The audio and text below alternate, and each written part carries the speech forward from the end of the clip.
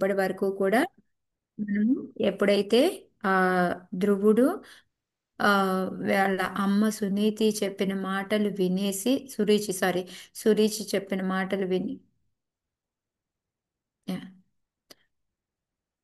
ఏ తల్లి చెప్పిన మాటలు ఎప్పుడైతే వింటాడో వినేసి అడవికి వెళ్తాడు తపస్సు చేసుకోవడానికి అని మార్గ మధ్యలో నారదుల వారు కనిపిస్తారు. నారదుల వారు కనిపించి ఏం చేయాలి అనేది ఆయనకి ఫస్ట్ వచ్చేసి ఇది చాలా కష్టమైన పని, నువ్వు వెనక్కి వెళ్ళిపో, వద్దు నువ్వు చిన్నపిల్లవాడివి కాదు, నీకు ఇంకా నాకు అర్థమైంది, నాకు జ్ఞానం ఉంది అని అంటావా. సో ఈ ఈ ప్రాబ్లమ్స్ ఎందుకు వస్తాయి అంటే మన కర్మల యొక్క ఫలితాల వల్లనే వస్తాయి, మనమే దానికి బాధ్యులమి. సో నువ్వు వెళ్ళి ఇంకొంచెం పెద్ద అయిన తర్వాత అప్పుడు రా, ఎందుకంటే ఇది పెద్ద పెద్ద పెద్దవాళ్ళకే అవ్వలేదు, సంభవం అవ్వలేదు, భగవత్ అనుభూతి అనేది కలగలేదు. సో అందుకని అని చెప్పి చెప్తాడనమాట. అయినా సరే ఈయన నిర్దిష్టంగా ఉండి నువ్వు చెప్పినవన్నీ చాలా కరెక్ట్ నాయనా, కానీ నాకు నా హృదయంలో ఏంటంటే మా పిన్న తల్లి మీద సవితి తల్లి మీద ఇంత అంటే వాళ్ళు చెప్పిన మాటలు ఏవైతే ఉన్నాయో వాటితో నిండిపోయి ఉంది. సో అందువల్ల ఏంటంటే నువ్వు చెప్పింది ఏవి కూడా నాకు లోపలికి వెళ్ళట్లేదు. నేను అందులో క్షత్రియుడిని, క్షత్రియుల్లో మ్, ఏంటంటే వాళ్ళని క్షమాపణ అనేది ఇవ్వడం అనేది చాలా తక్కువ, ఫర్గివ్నెస్ అనేది చాలా తక్కువ. సో అందువల్ల నాకు ఆ, ఇప్పుడు నాకు కావాల్సింది ఏంటి అంటే నాకు ఒక కోరిక ఉంది, మా తాత కన్నా కూడా ఉన్నతమైన స్థానాన్ని పొందాలి నేను. సో దానికి నేను ఏం చెయ్యాలి, సత్యపదంలో ఉన్న మార్గాన్ని చెప్పు అని చెప్పి చెప్తాడనమాట. అక్కడ ఎందుకు అంత బాగా నచ్చుతాడు నారదుల వారికి అంటే ఒకటి పరీక్షలో పాస్ అయ్యాడు. నెక్స్ట్ రెండోది ఏంటి అంటే అక్రమ మార్గం కాకుండా సత్యపదం అన్నాడు. సత్యపదంలో కూడా ఏంటి తల్లి ఏం చెప్పిందో ఆ భక్తి వైపుకే అని కూడా చెప్పాడనమాట. సో అందుకొని ఎంతో నచ్చుతుందన్నమాట, నచ్చుతాడనమాట. నచ్చి వెంటనే ఆయన ఇంకొంచెం పాలిష్ చేయడం మొదలు పెడతాడనమాట. సో ఫస్ట్ దాంట్లో పాలిష్లో ఏం చెప్తాడు, నువ్వు మధువనం వెళ్ళు అని చెప్తాడనమాట. అక్కడి నుంచి మధువనం దగ్గర నుంచి యమునా తటిలో స్నానం చెయ్యి 3 సార్లు అని చెప్పి చెప్తాడు. ఆ తర్వాత వచ్చేసి నువ్వు ఆ అష్టాంగ యోగం చేసుకో, భగవంతుడిని తలుచుకో మనసులోని. అది ఎవరి మీద ధ్యానం పెట్టాలి అంటే దాని గురించి శ్లోకాస్ అన్నీ కూడా భగవంతుడు ఎలా ఉంటాడు ఏంటి అనేది మనకి దాని యొక్క ఆయన యొక్క అందం గురించి, ఆయన యొక్క లక్షణాలు క్వాలిటీస్ గురించి కూడా చెప్తాడనమాట. సో అవన్నీ అయిపోయిన తర్వాత అదొక్కటే సరిపోదు నాయనా, నీకు ఒక మంత్రం కూడా ఇస్తాను. ఆ మంత్రం గనక వారం రోజులు మన మొత్తం అంతా వారం రోజులు రాత్రులు చేస్తే నువ్వు ఆకాశంలో ఉన్న గంధర్వుల్ని కూడా కలిసి రావచ్చు అని చెప్పి చెప్తాను. అంటే అంత నా నామం మీద అంత ఇది ఉంది పట్టుతో అని చెప్పి చెప్తాడనమాట. సో చెప్పి నామం ఏంటి అంటే అదేమిచ్చాడు, ఏ మంత్రం ఇచ్చాడు. ఓం నమో భగవతే ఓం వాసుదేవాయ. భగవతే ఓం నమో వాసుదేవాయ. భగవతే, నాకు ఆ ఓం నమో భగవతే వాసే చూస్తుంటే ఆ ప్రహ్లాదే కనిపిస్తా ఉన్నాడు ప్రస్తుతానికి. మంత్రం ఇచ్చి మళ్ళీ ఏం చెప్పాడు, ఇదొక్కటే సరిపోదు, నువ్వు అర్చనా విధానం కూడా చెయ్యాలి అని చెప్పాడు. సో దానికి ఏం చెప్పాడు, ఎటువంటి దాన్ని తయారు చేసుకోమని చెప్పాడు, మార్బుల్ది తెచ్చి బంగారం తెచ్చి పెట్టమని చెప్పారా. దేశ కాల మాతాజీ మట్టి పరిస్థితులు వాటర్ బట్టి మిక్స్ చేసి చేయమన్నాను. కరెక్ట్, దేశ కాలమాన పరిస్థితులు కరెక్ట్ సన్యాసం మాతాజీ. దాంతో పాటు ఏంటంటే వాటర్ అను మట్టి రెండు కలిపి ప్రతిమ చేసుకోమని చెప్పాడు. దానికి అర్చన చేయమన్నాడు. సో అర్చన ఏ విధంగా చేయమన్నాడు. నిర్మలమైన మానసికంగా వాటర్. కరెక్ట్, అక్కడ ఏది జరుగుతుంది, నిర్మలమైన వాటరు, ఫ్రూట్స్, లీవ్స్ అంటే పత్రం పుష్పం ఫలం ఆ విధంగా పొలం తోయం. ఏవి దొరుకుతాయో అవి ఇచ్చుకుంటూ, అదొక్కటే సరిపోతుందా ఇంకా ఏం చెప్పాడు. అంతవరకు ఎన్న చెప్పింది, ఇంకా ఆ, ఏమన్నా చెప్పారా. అంతవరకే చెప్పారు. అదే నువ్వు కూడా తినాలి, మిత్త బుక్. అవును, ఏ అవునవును. ఏది ఆఫర్ చేస్తావో దాన్నే తినాలి. మళ్ళీ నువ్వు పంచపక్ష పరమాణాలు తింటూ దేవుడికి ఇదొక్కటే పెట్టడము అది కాదు. సో అదొక్కటే చెప్పారు. ఇంకా మనకి 56 నుంచి 58 శ్లోకాల్లో ఏంటంటే నువ్వు నిర్మలంగా ప్రశాంతంగా ఉండాలి, శాంతంగా ఉండాలి ఎప్పుడు అని చెప్పి చెప్పాడు. నెక్స్ట్ నీ మైండ్ని ఎప్పుడు కూడా కంట్రోల్లో ఉంచుకోవాలి అని చెప్పి, అంటే మాట్లాడేటప్పుడు కానీ ఏం చేసేటప్పుడైనా నువ్వు కంట్రోల్లో ఉంచుకోవాలి అని చెప్పి చెప్పాడు. నెక్స్ట్ వచ్చేసి ఏది మనకి భగవంతుడికి పెడతాము దాంతో అంటే మనకి ఏది ఉందో దాంతో సాటిస్ఫై అయిపోయి దాన్ని భగవంతుడికి ఆఫర్ చేసి దాన్నే తినమని చెప్పాడనమాట. నెక్స్ట్ ఇంకా భగవంతుడి యొక్క లీలలు ఏవైతే ఉన్నాయో వాటిని అంటే వాటిని ఎప్పుడు కూడా గుర్తు తెచ్చుకుంటూ ఉండమన్నాడు అనమాట. అంటే బదిలో ఏంటి అంటే ఎప్పుడు భగవంతుడి లీలలతోనే జరుగుతూ ఉండాలి. చాంటింగ్ చేస్తే చేయడం, లేకపోతే ధ్యానం చేసుకుంటే ధ్యానం చేసుకోవడం, లేకపోతే భగవంతుడి యొక్క లీలలను గుర్తు తెచ్చుకోవడం, ఇదే పని అన్నమాట చెప్తుంది. ఇంకోటి ఏంటి అంటే అది ఎలా చేయాలి, ఈ అర్చనా విధానం కానీ ఇదంతా కూడా అంటే ఏ విధంగా చేసుకోవాలని చెప్పారు?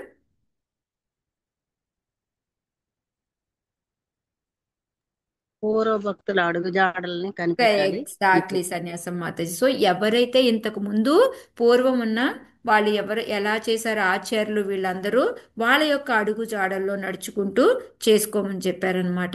ఇంకోటి భగవంతుడు మంత్రమూర్తి, ఆయన ఏంటంటే మంత్రంతోటే తృప్తి పొందుతాడు. సో అందుకొని మంత్రాన్ని కూడా నువ్వు జపించుకుంటూ ఉండు అని చెప్పేసి, ఎందుకంటే ఆయన మంత్రానికైనా భగవంతుడికైనా డిఫరెన్స్ లేదు అని మనకి ఇక్కడ వరకు చెప్పారనమాట. ఇంకా కొంచెం ఒక రెండు శ్లోకాలు ఉన్నాయి.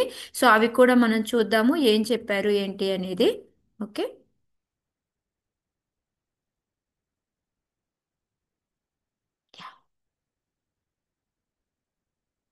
ఏవం కాయేన మనసా వచసా చ మనోగతం పరిచర్యమాణో భగవాన్ భక్తిమత్పరిచర్యయా పుంసామమాయినాం సమ్యక్ భజతాం భావవర్ధనః శ్రేయో దిశత్యభిమతం యద్ధర్మాదిషు దేహినాం.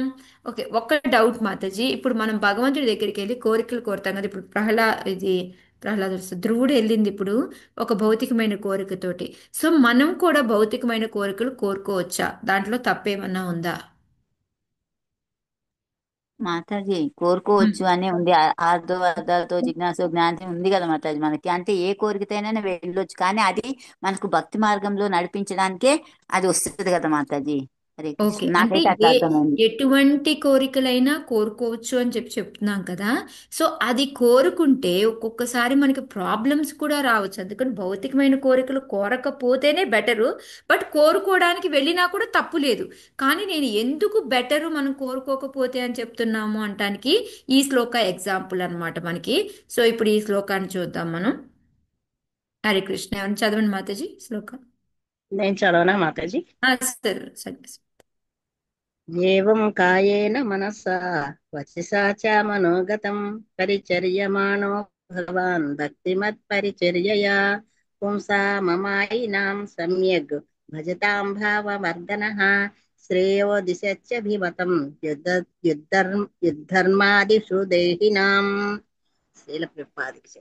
ఆ విధముగా భగవానుని భక్తి యోగమున శ్రద్ధతోనూ గంభీరముగాను మనోబాకాయముల ద్వారా నెలకొని నిర్దేశిత భక్తియుత కర్మలయందు స్థితుడైన వాడు తన కోరికను అనుసరించి భగవత్ కరుణను బడయును. ఒకవేళ భక్తుడు ధర్మమును గాని అర్థమును గాని కామమును గాని లేదా భౌతిక జగత్తు నుండి ముక్తి గాని కోరినచో ఆయా ఫలములను అతడు పొందగలడు. హరే కృష్ణ మహర్షి. హరే కృష్ణ. సో ఏం చెప్తున్నారు ఇక్కడ? మనం భక్తి అనేది ఎప్పుడైతే మనం భగవంతుడి దగ్గరికి వెళ్తామో భక్తిలో ఉంటామో మెయిన్గా ఏంటి? శ్రద్ధ. అది గంభీర చేయాలన్నమాట. సరే కుదరకపోతే చేయను ఇట్లా కాదనమాట. సో మనకి అది దాంట్లో ఒక ఏమంటారు గంభీరత్వంతో చేయాలన్నమాట. నేను కంపల్సరీ చెయ్యాల్సిందే అనుకుని పట్టుబట్టి చేయడం అనమాట. నెక్స్ట్ మనోవాక్కాయలు, మనకు మనస్సు, మన మన నోరు అన్నీ కూడా మన చేతలు, మనసా వాచ కర్మణ అంటాం కదా. సో ఆ విధంగా మనము చెయ్యాలి. దాంట్లో కూడా ఎలా చేయాలి? నిర్దేశిత భక్తియుత కర్మలు. ఇప్పుడు ఏదైతే నారదుల వారు ఉపదేశించారో అవి మొత్తం కూడా యాజ్ ఇట్ ఈస్గా ఆయన ఫాలో అయ్యుకుంటూ అలా చేస్తే ఏమవుతుంది అంటే తన కోరికను అనుసరించి ఏదైతే కోరికుందో ఆ కోరిక ప్రకారం భగవంతుడు కరుణ ఇస్తాడు అని చెప్పి చెప్తున్నారనమాట. ఓన్లీ భగవంతుడు కరుణ ఇచ్చేసి కోరిక నెరవేర్చరా అంటే అలా ఏం కాదు, అది ఎలాంటి కోరికైనా నెరవేరుస్తాడు అనేసి. ఒకవేళ భక్తుడు ధర్మ అర్థ కామ ఈ మూడిట్లో ఎటువంటిది కోరుకున్నా కూడా దాన్ని ఇవ్వడానికి రెడీ అయిపోతాడనమాట. ఇంకా ఏంటంటే ముక్తి కావాలన్నా కూడా ఇస్తాడనమాట. ఎటువంటి కోరికతో వెళ్ళినా ఆయన ఇయ్యడానికి రెడీ అయి ఉన్నాడు. సరే మాత ఇస్తాడు కదా, ఇంకా ప్రాబ్లం ఏంటి? సో ఎప్పుడైతే మనం కోరికతో వెళ్ళి మనం ఇచ్చాము అనుకోండి, ఒక్కొక్కసారి మనం పిచ్చి పిచ్చి కోరికలు కోరుకున్నాం అనుకోండి, ఆ కోరికల వలన మనకి ఈ భక్తి తగ్గిపోయి మళ్ళీ మనం వెనక్కి వెళ్ళే ఛాన్స్ ఉంటుంది. భగవంతుడి ఏముంది, తీర్చేస్తాడు కోరిక. నువ్వు నిజంగా నిష్ఠగా ఉండి చేస్తే నేను తీరుస్తాను అని ప్రామిస్ ఇక్కడ వస్తుంది మనకి. ఆ నారదుల వారు చెప్తున్నారు. సో భక్తుడు చెప్పింది ఎప్పుడు కూడా తప్పవుతుందా? తప్పవదు మాతాజీ. హౌదు నో మాతాజీ. మాతాజీ. మరి నారదులు వారు చెప్పారు, అది కరెక్టా మాతాజీ అని మీరు అడగచ్చు. మనం ఎన్నోసార్లు చూసాము, భక్తులు ఇచ్చిన వాళ్ళ దాన్ని నెరవేర్చడం కోసం భగవంతుడి వాళ్ళు, మనం ఇప్పుడు నరసింహ సినిమాకి వెళ్ళి వచ్చాం, అది బ్రహ్మ చెప్పాడని ఆ బ్రహ్మ కోసం భగవంతుడు నరసింహ అవతారం తీసుకొని వచ్చాడు.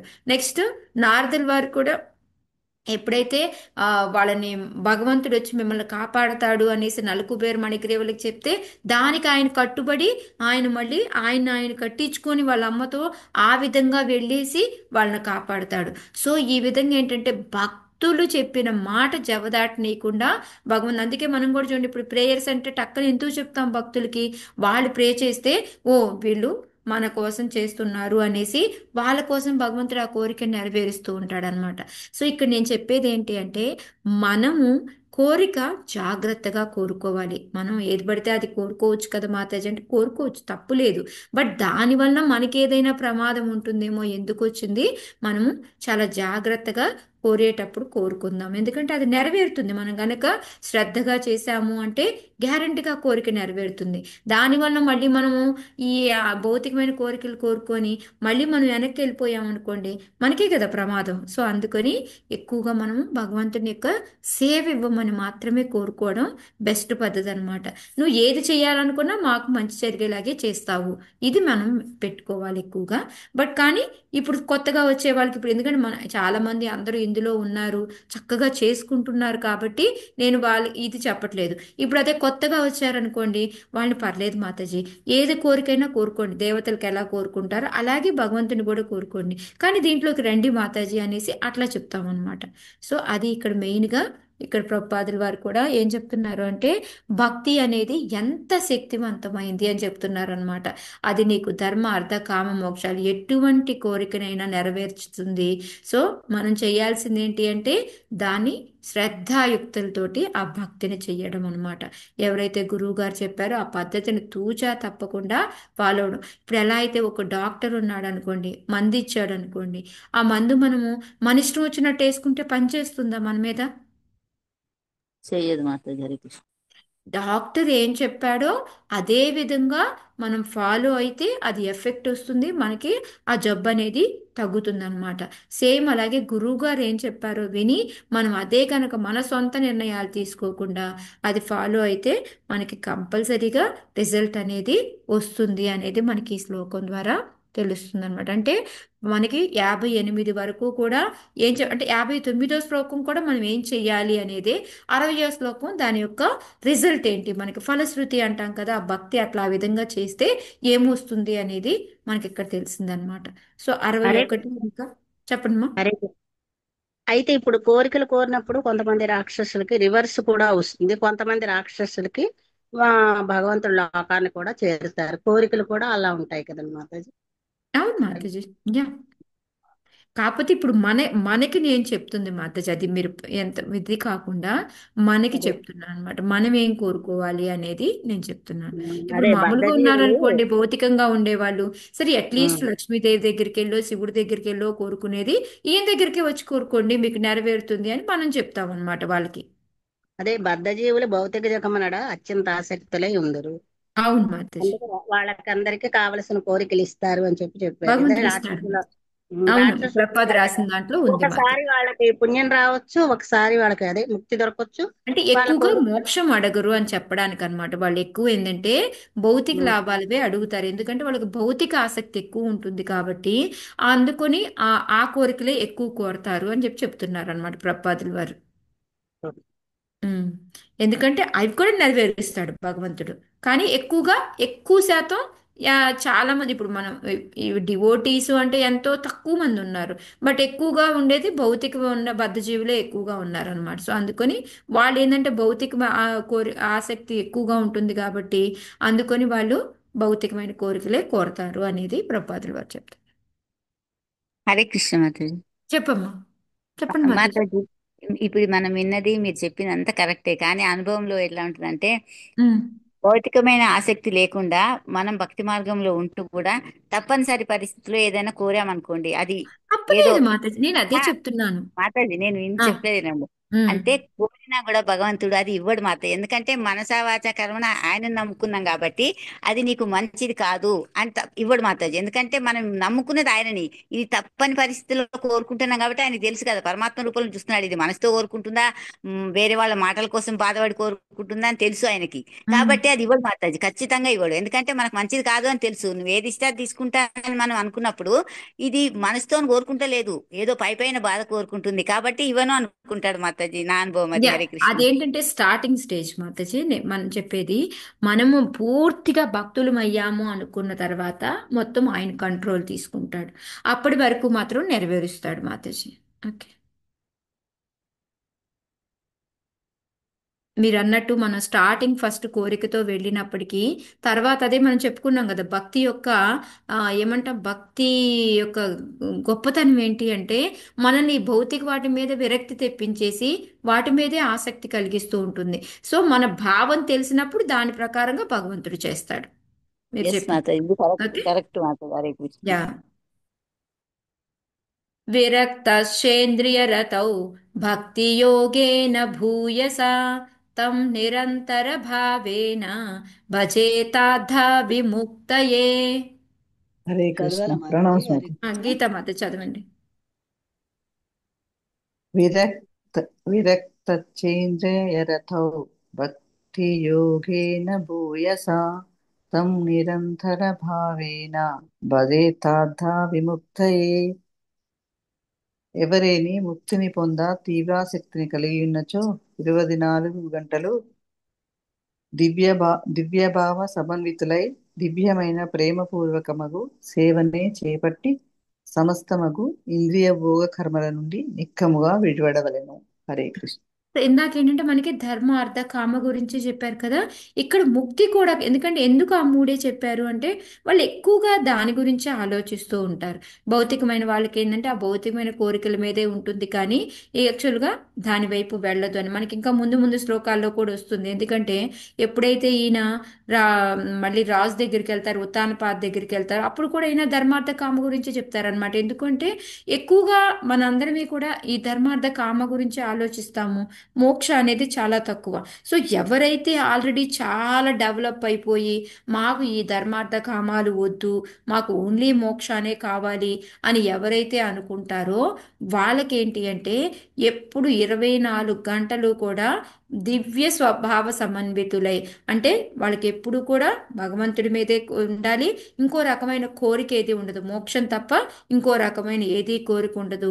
ఇంకా ఏంటి అంటే భగవంతుడికి ప్రేమపూర్వకంగా వాళ్ళు ఎంతో శ్రద్ధ ప్రేమతోటి వాళ్ళు భక్తి అనేది చేసుకుంటారనమాట. ఆ సేవ చేసుకుంటూ భగవంతుడికి ఈ విధంగా ఏమవుతుంది, వాళ్ళు చిన్నగా ఇంద్రియ భోగ కర్మలు. ఇందాక మాతాజీ అన్నారు కదా, మనం కొన్ని రోజులు పోయిన తర్వాత భగవంతుడి కోరిక తీర్చడు మాతాజీ అనేసి. అసలు ఆ కోరిక కోరమన్నమాట మనం. ఇంకొన్ని రోజులు పోయాకంటే ఆ ఇంద్రియ భోగ కర్మల వైపు మనకు అసలు ఇంట్రెస్టే రాదు, అవి అడగాలని కోరిక కూడా పుట్టదనమాట. సో అప్పుడు మనం ఏంటంటే ఆ టైంలో మనకి భగవంతుడి ముక్తి అనేది ప్రసాదిస్తాడు అని చెప్పేసి చెప్తున్నారు. సో మనకి ముక్తి రావాలంటే ఒకటి మనము కంప్లీట్గా 24 గంటలు కూడా భక్తిలో ఉండాలి, సేవ చేసుకుంటూ ఉండాలి. నెక్స్ట్ ఏంటంటే ఇంద్రియ భోగ కర్మలు అంటే మనకి మన ఇంద్రియ తృప్తికి సంబంధించిన పనులు అనేవి ఏమీ చేయకూడదు. సో ఇప్పుడు ఎంతవరకు నారదులు వారు ఏమైతే చెప్పారో అవన్నీ కూడా అలాంటివే. అంటే మనం ఏమి ఏమి దొరుకుతుందో అదే ఆఫర్ చేయడం, దాన్నే తినడము, కర్మల కోసం కాకుండా మనం నార్మల్గా అనమాట ఇంద్రియ భోగం కోసం కాకుండా మనం మామూలుగా చేస్తూ ఉన్నాం అనుకోండి, అప్పుడు గ్యారంటీగా మనకి మోక్షం అనేది వస్తుంది అనేసి చెప్తున్నారు. అంటే ఇది కొంచెం హయ్యర్ స్టేజ్ అన్నమాట. మనం ఎప్పుడైతే ముందు భక్తి స్టార్ట్ చేస్తామో, భక్తి చేస్తూ చేస్తూ ఉండగా కొంచెం హయ్యర్ స్టేజ్ది ఇదనమాట.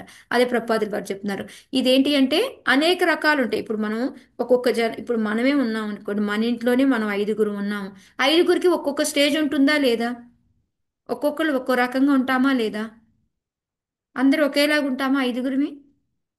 ఉండం మాతాజీ, మాతాజీ. ఒక్కొక్కరు స్వభావం ఒక్కొక్క అంటే రకంగా ఉంటారు. చూపడానికి అని నేను అనట్లేదు, చూపులకు అనట్లేదు. బట్ స్వభావరీత్యా కూడా ఒక్కొక్కరు ఒక్కోలా ఉంటారు. ఒకళ్ళు చాలా సాఫ్ట్గా ఉంటారు, ఒకళ్ళు కొంచెం రష్గా ఉంటారు, కొంచెం ఏమంటారు, కొంచెం హార్ష్గా ఉంటారు. ఈ విధంగా రకరకాలుగా ఉంటారు అనమాట. అందుకే ఇక్కడ ఒక్కొక్క రకంగా ఒక్కొక్క రకమైన వాళ్ళకి ఒక్కొక్క రకంగా ఎలా తీర్చుకోవచ్చు అనేది నారదుల వారు చెప్తున్నారు. అందుకే వివిధ జనుల ఉద్దేశం అనుసరించి పూర్ణత్వం నందు వివిధ స్థితులు కలవు. సో ఒక్కొక్కరికి ఒక్కోలాగా నెరవేర్చుకుంటూ ఉంటాడు అని చెప్పి చెప్తున్నారు అనమాట. యాక్చువల్గా సాధారణంగా చూసామనుకోండి, వీళ్ళందరూ ఇంద్రియ భోగం వైపే ఉంటారు కాబట్టి వాళ్ళని కామ్యకర్మరతులు అని అంటాము. సో దానికన్నా కొంచెం హయ్యర్ స్టేజ్కి వెళ్ళామనుకోండి, వాళ్ళు ఏం చెప్తూ ఉంటారు, జ్ఞానులు అనమాట. వాళ్ళు ఈ భవబంధాల నుంచి వదిలిపోతారు. బట్ వాళ్ళకి ఏంటంటే ఇంకా కొంచెము ఈ భగవంతుడిలో కలవాలి, లేకపోతే మోక్షం కావాలి అని ఆ కోరికలు ఉంటాయి అన్నమాట. ఇంకా దానికన్నా ఇంకా కొంచెం స్టేజ్ ఏంటి అంటే ఓన్లీ భగవంతుడిని ఈ ధ్యాన యోగంతో వాళ్ళు ఇంకేమీ ఉండదు అనమాట. ఆ భగవంతుడి యొక్క పాద పద్మాల్ని వాళ్ళు అష్టాంగ యోగ విధానం ద్వారా వాళ్ళు భగవంతుడిని ఎప్పుడూ తలుస్తూ ఉంటారనమాట. వాళ్ళు ఇంకొంచెం హయ్యర్ స్టేజ్ అనమాట. ఇంకా అసలు లాస్ట్ స్టేజ్ ఏంటి అంటే ఫుల్గా భగవంతుడి మీద ప్రేమపూర్వకంగా ఉన్నట్టు భక్తిలో అనమాట. సో ఈ విధంగా మనకి కర్మకాండం అని ఎలా అయితే భగవద్గీతలో మనకి స్టేజెస్ వచ్చాయో అదే విధంగా అనమాట. సో కామ్యకర్మ అంటే ఆ కర్మకాండ చేసేవాళ్ళు, ఆ తర్వాత కర్మయోగం చేసేవాళ్ళు, ఆ తర్వాత జ్ఞానయోగం చేసేవాళ్ళు, ఆ తర్వాత అష్టాంగ యోగం చేసేవాళ్ళు, ఆ తర్వాత భక్తి యోగం చేసేవాళ్ళు. సో ఈ విధంగా ఏంటంటే ఒక్కొక్కరికన్నా మెట్టెక్కుకుంటూ ఉంటారు అనేసి. సో అందరికన్నా హైయెస్ట్ ఎవరు అంటే ఉన్నతులు భక్తులు అని చెప్పి చెప్తున్నారు అనమాట. వాళ్ళు ఎందుకు అంటే ఎప్పుడూ 24 గంటలు భావస్థితిలో ఉంటారనమాట.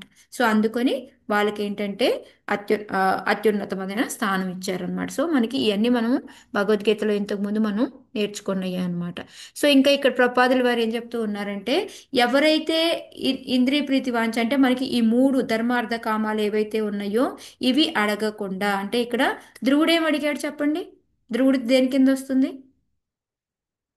ఇంద్రియ భౌతికమైనది ప్రీతి వస్తుంది వాంఛ కింద మాతాజీ. వస్తుందా రాదా? వస్తుంది రాజ్యమే మాతాజీ. కోరుకుంటుంది మాట. ఇంద్రియ ప్రీతి రాజ్యం. వాంఛ కిందే వస్తుంది అనమాట. ఓకే. సో ఇక్కడ ఏంటంటే అపవర్గ పదము మోక్ష స్థితి నుండి ఆరంభమగును. సో ఇప్పుడు ఇతను అపవర్గాలో లేడనమాట. ఓకే. సో ఈ శ్లోకం నందు విముక్తయ్య అనే పదం ప్రత్యేకంగా ప్రయోగించబడింది. ఎందుకంటే విముక్తి అంటే ఏంటి, మనకి మోక్షం రావడం అనమాట. ఈ భౌతిక బంధాల నుంచి విముక్తి పొందడం అనమాట. సో ఎవరైతే ఈ భౌతిక జగాల్లో సుఖాన్నే కోరుకుంటారో వాళ్ళకి ఏంటి అంటే ఆటోమేటిక్గా వాళ్ళు మోక్షం వైపు వెళ్ళనే వెళ్ళరు. వాళ్ళు ఎంతసేపటికి కూడా ఇక్కడే వీళ్ళు ఈ ఇంద్రియ వాంఛ కోసం ధర్మార్థ కామాలే కోరుకుంటూ ఉంటారనమాట. సో మనకి ఈ భక్తి రసామృతంలో ఏంటంటే నిజం అంటే అసలైన మోక్షం ఏంటి అంటే అసలు యాక్చువల్ది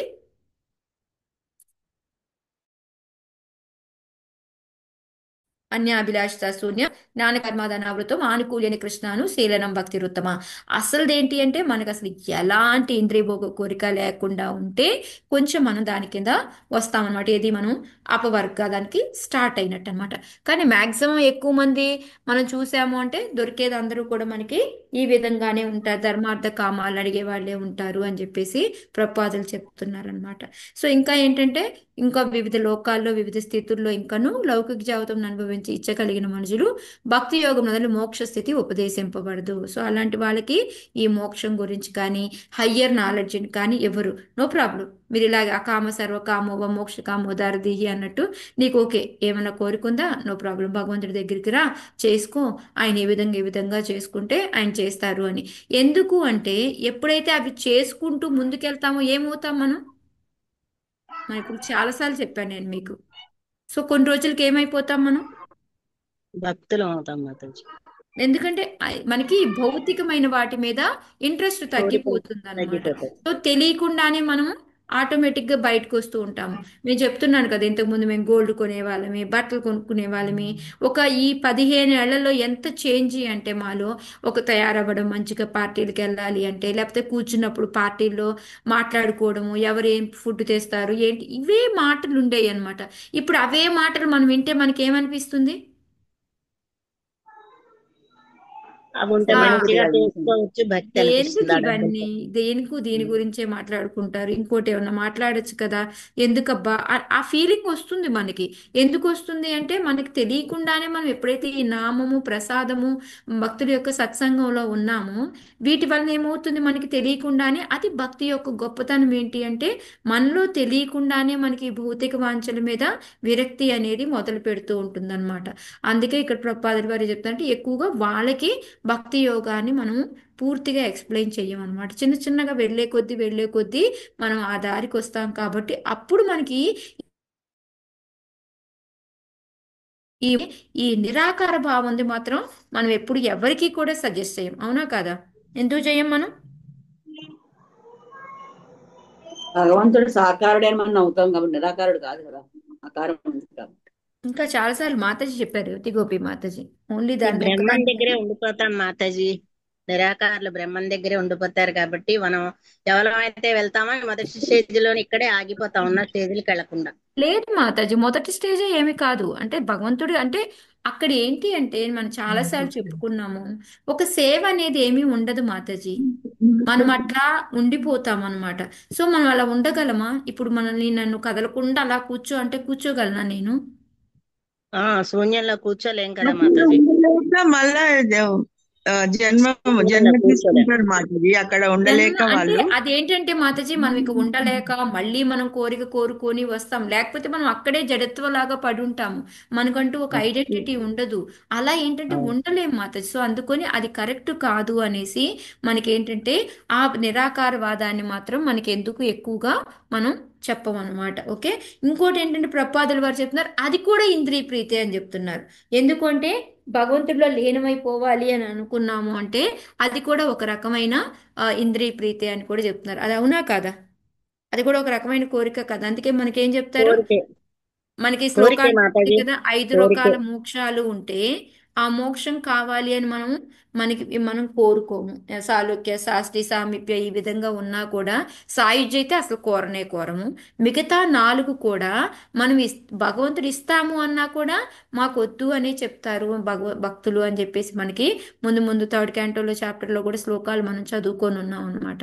సో అందుకొని మనకేంటి అంటే, మనకి అలా కాదు, మనం ఏంటంటే భగవంతుడికి సేవ ఎవరైతే చేస్తారో వాళ్ళ వాళ్ళతో పాటు మనం ఉండడం, అది మనకి విముక్తి. అంటే పూర్తిగా మనం ఏంటంటే వెళ్ళి భగవంతుడిలో లీనమైపోవడం అది కాదు. ఇక్కడ విముక్తి అంటే ఏంటంటే, మనం భక్తి యోగంలోనే ఉండి మనం ఏదైతే నారదుల వారు చెప్పినట్టుగా మనం చేస్తే కొన్ని రోజులకి ఏమవుతుందో, మనం ఈ భవబంధాల నుంచి విముక్తి పొందుతాము, భగవంతుడి దగ్గరికి వెళ్ళగలుగుతాము అన్నమాట. సో ఇంతవరకు చెప్పారు. సో మనకి ఎటువంటి, సో ఇదంతా కూడా ప్రపాదుల వారు చెప్పింది ఇది, ఎందుకంటే ఎక్స్ప్లెనేషన్ ఎక్కువ ఇస్తారు కాబట్టి. కానీ మనం ఈ శ్లోకాలో గుర్తుపెట్టుకోవాల్సింది ఏంటి అంటే, మనకి మోక్షం కావాలి అన్నా మనం 24 గంటలు భగవంతుడి సేవలో ఉండి చేస్తే మనకి మోక్షం కూడా వస్తుంది అనేది మనకి మెయిన్గా ఇక్కడ చెప్పారనమాట. సో ఇవన్నీ వినిన తర్వాత ధ్రువుడు ఏం చేశాడు అనేది ఇక్కడ మనకి చెప్తూ ఉన్నారు. ఇత్యుక్తస్తం పరిక్రమ్య ప్రణమ్య చ నృపార్భకః యయౌ మధువనం పుణ్యం హరే చరణ చర్చితం. మాతాజీ చదవచ్చా? హరే కృష్ణ. చదవండి మాతాజీ. ఇత్యుక్తస్తం పరిక్రమ్య ప్రణమ్య చ నృపార్భకః యయౌ మధువనం పుణ్యం హరేశ్చరణ చర్చితం. ఈ విధంగా ఉపదేశింపబడినంతటా రాకుమారుడకు ధ్రువుడు తన నారదునికి ప్రదక్షిణము కావించి వందనములు ఒసగెను. పిదప అతడు సదా కృష్ణ పాద పద్మ చిహ్నితమయ్యుండి తత్కారణమున విశేషముగా శుభకరమైన మధువనములకు పయనమయ్యను. హరే కృష్ణ. అదే సో ఇప్పుడు నారదులు వారు చెప్పడం అయిపోయింది అనమాట. నువ్వేమేం చేసుకోవాలి ఏంటి అని చెప్పారు. సో నీ ఇష్టం, నువ్వు మోక్షం కోరుకున్నా దొరుకుతుంది, ధర్మార్థ కామ దొరుకుతుంది. సో నువ్వు ఏదైనా చేయాల్సిందేంటి, నిష్టగా శ్రద్ధ భక్తులతో చేయాలి. అది మెయిన్గా చెప్పిన లెసన్ అనమాట. సో ఎప్పుడైతే ఆ ఉపదేశం అంతా విన్నాడో ధ్రువుడు, వెంటనే ఏం చేశాడు, గురువుకి ప్రదక్షిణ చేశాడు. ఎందుకంటే ఆశీర్వాదం తీసుకొని మొత్తానికి ఆ వనానికి బయలుదేరాడు అనమాట. సో అతను ఇప్పుడు ఆయన మనసులో ఏముంది, కృష్ణ పాద పద్మ చిహ్నితమై, ఆయన మనసంతా కూడా భగవంతుడి యొక్క పాద పద్మాల మీదే ఉందన్నమాట. సో అందుకొని అక్కడ ఏదైతే ఉందో మధువనం అనేది కూడా ఆ కృష్ణ పాద పద్మ చిహ్నితమై ఉంటుంది. ఎందుకంటే ఎందుకు అక్కడ ఎప్పుడు భగవంతుడి యొక్క పాదాలు ఉంటాయని చెప్తున్నారు?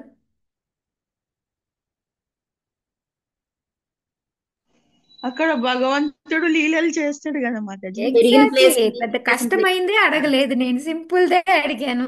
తనకి ఏమీ లేదు. ఎందుకంటే భగవంతుడు అక్కడంతా తిరిగి ఉన్నాడు కాబట్టి. సో భగవంతుడి యొక్క పాద పద్మాలు చెప్తారు కదా, భగవంతుడు తిరిగిన పాద పద్మాల్ని ఎవరూ తొక్కేవారు కాదంట. ఒక బర్డ్ కానీ, ఎవ్వరు మనుషులు కానీ ఎవ్వరు కూడా, అది కూడా ఏంటి, ఆ సింబల్స్ ఎప్పుడు కనపడుతూ ఉంటాయి అన్నమాట. అది సో రాను రానంటే అది వేరు, ఇది మనకేంటి ఆ టైంలో కాబట్టి.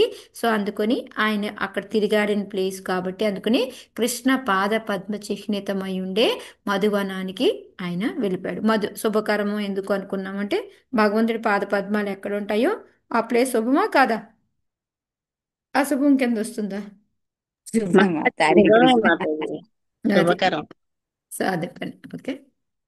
సో ఇప్పుడు వరకు మనము ధ్రువుడికి నారదుల వారు ఉపదేశం చేయడం, అలాని పట్టుకొని ఆయన బయలుదేరడం చూసామన్నమాట. అయితే మధ్యలో ఇంకొక బిట్ ఉంది మనకి. ఇంక డైరెక్ట్గా ఒకేసారి ఆయన వెళ్ళాడు ఏం చేశాడు అని చెప్పకుండా, నారదుల వారు ఇక్కడి నుంచి ఓకే, అక్కడేమో ఆయన అటు వెళ్ళిపోయారు. సో నారదుల వారు ఎక్కడికి వెళ్ళారు అనేది ఇక్కడ మనకి 63 నుంచి కూడా 70 శ్లోకాల వరకు కూడా మనకి నెక్స్ట్ నారదుల వారు ఎక్కడికి వెళ్ళారు అనేది. నారదుల వారు ఎక్కడికి వెళ్ళారు, ఉత్తానపాద దగ్గరికి వెళ్ళారనమాట. ఉత్తానపాద ఎక్కడుందని చెప్పుకున్నాం మనం, కాన్పూర్ దగ్గర. సో అక్కడికి వెళ్ళి ఆయనతోటి మాట్లాడి ఆయన్ని ఓదార్చి వచ్చాడనమాట. సో ఈ మొత్తం ఈ 63 నుంచి 70 శ్లోకాల్లో కూడా మనం లెసన్స్ అనేవి ఉన్నాయి మనకి. ఒకటి వచ్చేసి అంటే ముందే నేను చెప్పి పెడుతున్నాను మీకు. ఫస్ట్ వచ్చేసి రాజు నుంచి ఏం నేర్చుకోవాలి, తర్వాత నారదుల వారి నుంచి ఏం నేర్చుకోవాలి. రాజు వచ్చేసి ఆయన తప్పు తెలుసుకుంటాడు. సో మనం నార్మల్గా మన తప్పు తెలుసుకున్నాం అనుకోండి, దాన్ని మనం ఏం చేస్తాము, ఇప్పుడు ఎవరైనా ఆ తప్పుని వేలెత్తి చూపించారనుకోండి, ఏం చేస్తాం మనం నార్మల్గా?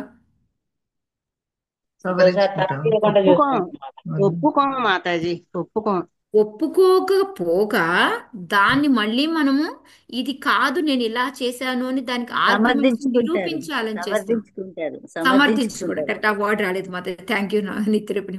సమర్థించుకుంటాం మనం ఎందుకు అలా చేయాల్సి వచ్చింది అనేది, లేకపోతే అసలు నేను చేయలేదు, నేను ఇట్లా ఇట్లా అనుకుని ఇలా చేశాను అనేసి మనం ఈ విధంగా మనం మనల్ని సమర్థించుకుంటూ ఉంటాం అనమాట. అయితే ఇక్కడ ఈ రాజును ఉత్తానపాదం చూసి నేర్చుకోవాల్సింది ఏంటి అంటే, తప్పు చేశాడు కాదనట్లేదు, మన అందరం కూడా తప్పు చేస్తాము. కానీ ఎప్పుడైతే తప్పు చేశామో ఆ తప్పును తెలుసుకోవాలి, తెలుసుకున్న తర్వాత దాన్ని మనం సరిదిద్దుకోవడానికి ట్రై చేయాలన్నమాట. సో ఇది మనము ఏదైతే ఇక్కడ రాజు నుంచి నేర్చుకునేది. నారదుల వారి నుంచి నేర్చుకోవాల్సింది ఏంటి అంటే, ఒక ఏమంటారు, ఒక మంచి భక్తుడు అనేవాడు ఎలా ఉండాలి అనేసి. సో మనము ఇప్పుడు ఎవరైనా ఒక ఇది ఇలా తప్పు చేసామని వచ్చారనుకోండి, గడగడ గడగడ వాళ్ళని తిట్టేస్తామా? తిట్టడం కాకుండా వాళ్ళకి ఓదార్చి వాళ్ళని మళ్ళీ భక్తి వైపుకి తీసుకెళ్లేలాగా చెయ్యాలి. ఇంకెలా చేసావు, నీ వల్ల కాదు, నీది చేయలేము అని అట్లా వాళ్ళని ఇది చేయకూడదు అనమాట. సో ఆ విధంగా ఏ విధంగా ఓదార్చాడు రాజుని అని చెప్పేది మనం ఇక్కడ చూస్తాం. సో ఈ 2 లెసన్లు మనము నేర్చుకోవాల్సినవి మెయిన్గా ఇందులో. ఓకే. తపోవనం గతే తస్మిన్ ప్రవిష్టోంతః పురం మునిః అర్హితార్హణకో రాజ్ఞా సుఖాసేనా ఉవాచ తం. హరే కృష్ణ మాతాజీ. చదవండి చదవండి. Thank you Mataji. తపోవనం గతే తస్మిన్ ప్రవిష్టో అంతఃపురం మునిః అర్హితార్హణకో రాజ్ఞా సుఖాసీనా ఉవాచ తం. శ్రీల ప్రభుపాద్ కీ జై. భక్తి యోగమును నిర్వహింప ధ్రువుడు మధురవనమున కేగిన పిమ్మట నారదుడు అంతఃపురమున రాజెట్లున్నాడో గాంచుట ఉచితమని తలిచెను. ఆ విధముగా నారదముని రాజు చింతకు చేరినంతట అతడు సాదరంగా ఆహ్వానించి దండ ప్రణామము కావించెను. సుఖాసీనుడైన నారదుడు పిమ్మట ఇట్లు పలుకనారంభించెను. Thank you Hare Mataji. కృష్ణ. మధుర కాదు మాతాజీ, మధువనం. ఓకే. ఎప్పుడైతే ధ్రువుడు భక్తి యోగం సో ఇక్కడ చూడండి, భక్తుడు అయిన వాడు నారదుల వారు వెంటనే అయ్యో వీళ్ళ తల్లిదండ్రులు ఏమనుకుంటూ ఉన్నారో పిల్లాడి కోసం, సో వాళ్ళ వార్తలు చెప్పేసి వాళ్ళు కొంచెం ఆనందంగా ఉంటారు కదా అని వెంటనే అతనికి ఏమనిపించింది, రాజు ఎట్లా ఉన్నాడు వెళ్ళి చూసొద్దాము అని చెప్పేసి అనిపించింది అనమాట. సో అందుకే ఎప్పుడు కూడా మనకు మామూలుగా అనుకోండి పోను అది ఇది అని తిట్టుకుంటూ ఉంటాం, అవునా లేదా? మనం ఇలాంటి వాళ్ళు అలాంటి వాళ్ళు అని తిట్టుకుంటాం. కానీ ఇక్కడ అతను ఏం చేశారు, నారదుల వారు అలా తిట్టలేదు, ఏమీ లేదు. అది కూడా బెటర్, ఎక్కడున్నారో వాళ్ళకు కూడా జ్ఞానం కలిగిద్దాము అని చెప్పేసి నారదుల వారు అక్కడికి వెళ్ళారనమాట. సో అక్కడికి వెళ్ళిన వెంటనే ఏంటి, చక్కగా రాజు చక్కగా ఆయనకి ప్రమాణం చేశాడు, మళ్ళీ చక్కగా కూర్చోమని చెప్పి సీట్ ఇచ్చాడు. మనం ఏదైతే ఒక గురువులు కానీ ఎవరైనా వస్తే మనం ఏం చెయ్యాలో అవన్నీ కూడా ఆయన చేశాడు అనమాట. ఓకే. నెక్స్ట్ నారద ఉవాచ రాజన్ కిం ధ్యాయసే దీర్ఘం ముఖేన పరిశుష్యత కిం వా నరిష్యతే కామో ధర్మో వార్థేన సంయుతః. హరే కృష్ణ మాతాజీ, చదవనా? చదవండి మాతాజీ, పాస్. ఓకే, లక్ష్మీ మాతాజీ. నారద ఉవాచ రాజన్ కిం ధ్యాయసే దీర్ఘం ముఖేన పరిశుష్యత కిం వా నరరిష్యతే కామో ధర్మో వార్ధేన సంయుతః. నారదముని ఇట్లు ప్రశ్నించెను, ఓ రాజా, నీ ముఖము వాడిపోయినట్లున్నది. నీవు ఏదో విషయమును దీర్ఘకాలము నుండి ఆలోచిస్తున్నట్లుగా కనపడుచున్నావు. దానికి కారణమేమి? ధర్మార్థ కామములను నిర్వహించుట ఎందు నీకేదేని ఇబ్బంది కలిగినదా? Hare Krishna Hare Mataji. Krishna. Thank you Mataji. So ఇక్కడ చూడండి, నారదుల వారికి తెలుసా లేదా ఎందుకు ఆయన దుఃఖంగా ఉన్నాడు అనేది? ఖచ్చితంగా తెలుసు మాతాజీ. తెలుసు. మరి కానీ ఎందుకంటారు ఇలా, నువ్వు ఎందుకు ఇలా మొహం వాడిపోయింది ఎందుకు అడుగుతున్నారంటారు? మాట్లాడే పద్ధతి అంతే మాతాజీ. అతను ఏం చెప్తారో విందామని తను ఆయన ద్వారా బాధపడుతున్నాడా లేదా? దిక్కించాలి. మాతాజీ ఇక్కడ కూడా సేమ్. ఇప్పటికైనా ఏమైనా ఆయన ద్వారా మార్పు వచ్చిందా? వచ్చిందా, దిక్కించాలి. జ్ఞానోదయం కలిగిందా, తప్పు తెలుసుకుని ఏమైనా పశ్చాత్తాపడుతున్నాడా లేదా అనేసి దాన్ని కనుక్కోవడం కోసం, దాన్ని బట్టి ఉత్తరిద్దాము అనేసి, ఆన్సర్ ఇద్దాము అనేసి. ఎందుకంటే ఆయన జ్ఞానం కలిగించడానికి పిల్లడు గురించి చెప్పడానికనే వచ్చాడు. కానీ ఏంటి, అసలు ఎంతవరకు మారాడు, నేను ఏం చెప్తే ఎంతవరకు వెళ్తుంది అనేది. మనల్ని ఇప్పుడు గురువుగారి దగ్గరికి వెళ్ళామనుకోండి, గురువుగారు కొన్ని ప్రశ్నలు వేస్తారు కదా, మనం ఎంతలో ఉన్నాము అని తెలుసుకొని దాన్ని బట్టి మనకి చెప్తారు. అంతేకాని ఒకేసారి నువ్వు ఇదే చెయ్యి అనేసి హయ్యెస్ట్ పద్ధతిని మనకి చెప్పరు కదా. సో నువ్వు ఏ లెవెల్లో ఉన్నావో చూసి నీకు ఏ విధంగా అర్థమవుతుందో చెప్తారు. కాబట్టి అదే విధంగా ఇక్కడ నారదుల వారికి కూడా తెలిసినా కూడాను ఆయన, ఎందుకు నువ్వు ఇంత డల్గా ఉన్నావు, ఏది గురించో ఆలోచిస్తున్నావు నువ్వు చాలాసేపటి నుంచి, దానికి కారణం ఏంటి అని అడిగి, ఇంకా ఎందుకు ధర్మార్థ కామాలు అని ఎందుకు అడిగారు అంటే, ఒక క్షత్రియుడిగా ఎప్పుడు దీని గురించే ఆలోచిస్తూ ఉంటాడు కాబట్టి వాటికి ఏమైనా ప్రాబ్లం వచ్చిందా, నార్మల్గా అదే కదా, మన ఇంట్లో ఏదైనా ప్రాబ్లం ఉన్నా, మన వాళ్ళకి ఎవరికన్నా బాగాలేకపోయినా మనం దిగులుగా కూర్చుంటాము. ఒకరోజు చాంటింగ్ చేయకపోతే దిగులుగా కూర్చుంటాము, అంత దిగులుగా కూర్చోము, కూర్చుంటాం మన పని మాతాజీ. రేపు చేసుకుందాంలే అనుకుంటాము. కానీ అదే మనకి ఎవరికైనా బాగాలేదన్నా, మన ఇంట్లో ఏదైనా సమస్య వచ్చినా, లేకపోతే మనం ఏదైనా కొనుక్కుందాం అన్నది మనకు దొరకకపోయినా, అప్పుడు మనం చాలా దిగులుగా కూర్చుంటాము. సో అందుకని ఆయన ధర్మార్థ కామాల్లో ఏమన్నా ప్రాబ్లం వచ్చిందా నీకేమన్నా, అందుకని నువ్వు ఇలా దిగులుగా కూర్చున్నావా అని చెప్పేసి చెప్తూ ఉన్నారనమాట. సో ఇంద ప్రపాదుల వారు కూడా సేమ్ మనం ఇందాక చెప్పుకున్నట్టు ఎక్కువగా మోక్షం దాని గురించి రాజులు అనే వాళ్ళు, క్షత్రియులు ఆలోచించరు.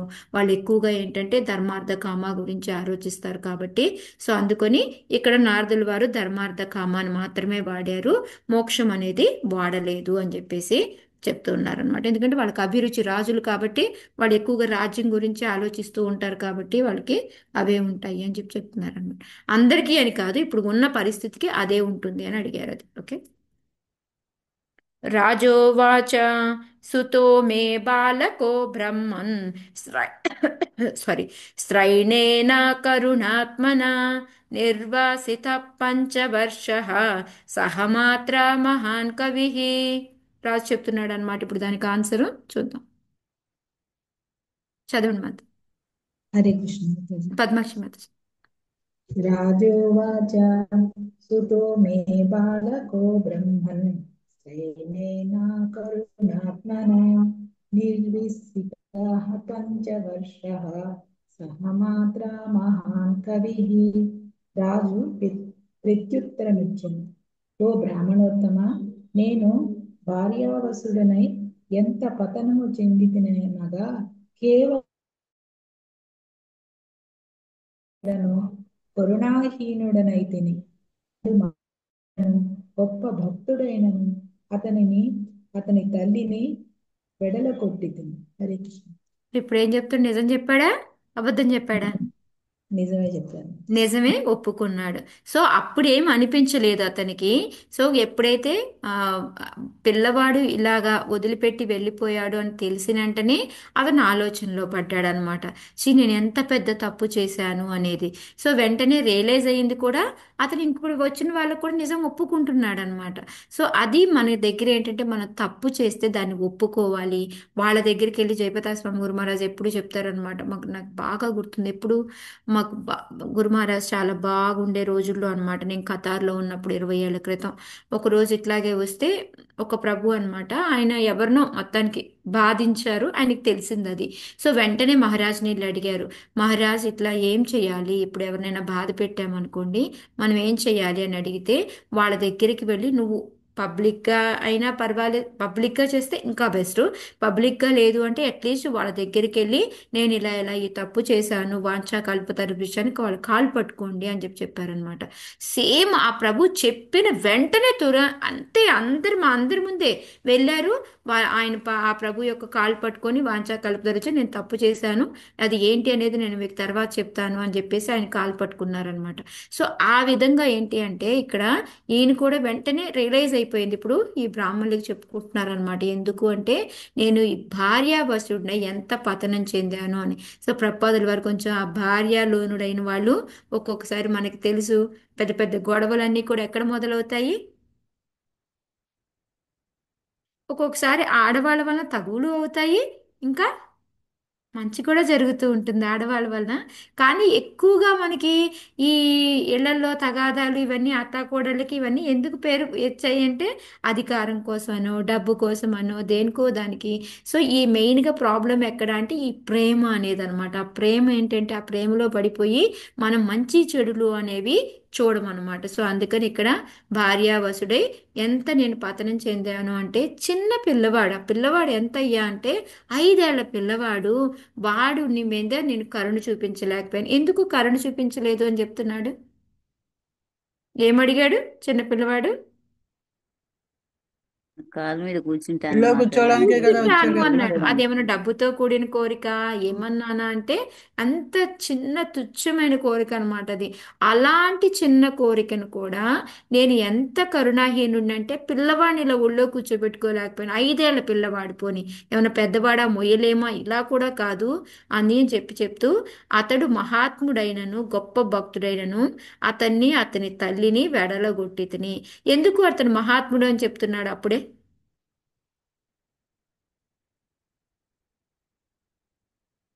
రాజుకి ఎట్లా తెలిసిందంటారు అప్పుడే అంత మహాత్ముడు? చిన్న వయసులోనే తపస్సుకి వెళ్ళిపోయాడు కదా వనాల్లోకి మాతాజీ. ఎగ్జాక్ట్లీ. ఎందుకు అంటే అక్కడ వెళ్ళి మామూలుగా అయితే ఏం చేస్తారు, ఫైటింగ్ చేయొచ్చు కదా. యాక్చువల్గానే క్షత్రియుడు ఫైట్ చేయొచ్చు, నేను ఎందుకు కూర్చోకూడదు నాన్న అని గట్టిగా అడగచ్చు. కానీ అడగకుండా చక్కగా వాళ్ళ అమ్మ దగ్గరికి వెళ్ళడం, వాళ్ళ అమ్మ ఏం చెప్పిందో చూసి దాన్ని బట్టి ఆయన తపస్సు చేసుకోవడానికి వెళ్ళాడు. కాబట్టి గ్యారెంటీగా ఎంత మహాత్ముడై ఉంటాడు అనేది. అందుకని అతడు మహాత్ముడైనను గొప్ప భక్తుడైనను అతని తల్లిని వెడలగొట్టేతను. ఎందుకంటే నేను ఆ ప్రకారంగా ఏం చేస్తున్నాను, అతనికి ఇవ్వలేదు, అతని తల్లికి కూడా ఇవ్వలేదు. పోనీ వాళ్ళు ఏమైనా మంచి వాళ్ళు కాదా అంటే ఓకే, వాళ్ళు చెడ్డవాళ్ళు, వాళ్ళ దూరంగా పెట్టాము అంటే ఓకే. కానీ తల్లి చాలా మంచి భక్తురాలు. ఆమె కూడా ఏమీ అనలేదు, నో ప్రాబ్లం, పెడితే పెట్టావు అని ఏ రోజు తవ్వుకు కూడా రాలేదన్నమాట. అందుకని ఆయనకి మహాత్ముడు, గొప్పవాడు అని, గొప్ప భక్తుడు అని చెప్పేసి అందుకని చెప్తున్నారనమాట. ఓకే. సో ఇక్కడ ప్రపాదుల వారు ఏంటంటే భార్యకు హరే కృష్ణ వసుదైన. మాతాజీ. చెప్పండి మాతాజీ.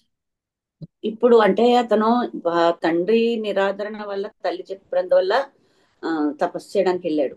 కానీ ఆ విషయం అతను వద్దన్నప్పుడు తెలియదు కదా అతనికి. అతను కాదని అతను నిరాకరించినప్పుడు అతను భక్తుడనే విషయం తెలియదు కదా అంటే ఆయనకి. ఇప్పుడు తెలిసింది కదా మాతాజీ, ఇప్పుడు చెప్తున్నాడు కదా.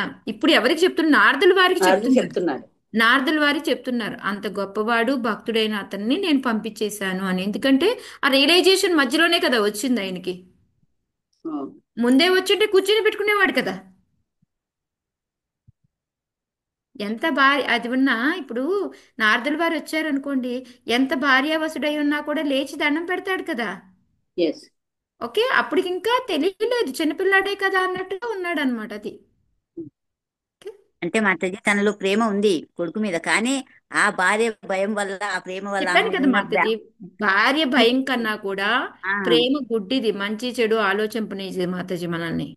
ఇక్కడ అదే చేసింది కదా మాతాజీ.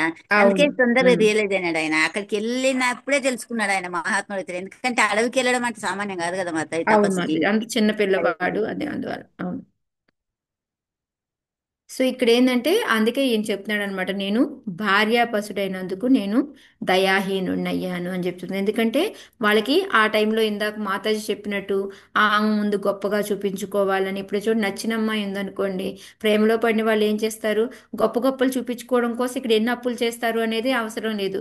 కార్డు పట్టుకోవడం, పెద్ద పెద్ద బైక్లు వేసుకోవడం, లేదా ఇవి వేసుకొని వెళ్ళిపోతూ ఉంటారు. సో ఆటోమేటిక్ ఏంటంటే వాళ్ళకి వెనకాల ఏం చేస్తున్నాము మనం అనేది వాళ్ళకి ఆ జ్ఞానం ఉండదు అనమాట. ఎంతసేపటికి వాళ్ళకి ఏముంటుంది, ఆ ఎదురుగా ఆమె కనిపిస్తూ ఉంటుంది అనమాట. సో ఇక్కడ అదే చెప్తారు ప్రపాదుల వారు, స్త్రీల ఎడ అతి అనురాగము అనేది మంచిది కాదు. దానివల్ల ఏమవుతుంది అంటే ఈ దయా కరుణ అన్నీ కూడా పోతాయి. దానికి మంచి చెడు ఆలోచించే శక్తి అన్నీ కూడా మనకి తగ్గిపోతాయి. అది లేడీస్ అనే కాదు, అతి ప్రేమ అనేది ఎప్పుడు కూడా దారుణానికే తెరతీస్తుంది అనేది మనకి మెయిన్ లెసన్ అనమాట ఇక్కడ.